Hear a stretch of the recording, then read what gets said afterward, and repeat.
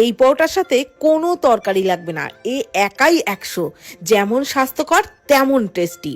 একটা মিক্সির জারেতে 2টো গাজর ছোট ছোট টুকরো করে কেটে নিয়েছিলাম, সেটা দিয়ে অল্প জল দিয়ে একদম মিহি করে পেস্টটা তৈরি করে নিলাম।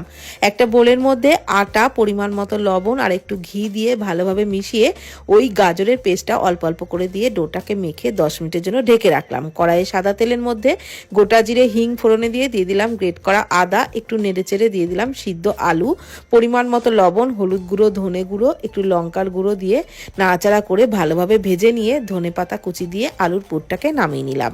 এদিকে যে ডোটা মেখে রেখেছিলাম তার থেকে লেচি কেটে লেচিগুলোকে একটু শুকনো আটা দিয়ে বেলে নিলাম।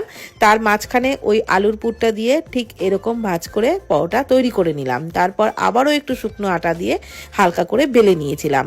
তাওয়াতে প্রথমে তেল ছাড়া 2 পিঠ সেঁকে নিলাম, তারপর অল্প অল্প ঘি দিয়েই পরোটা উল্টে পাল্টে বেশ লালচে করে ভেজে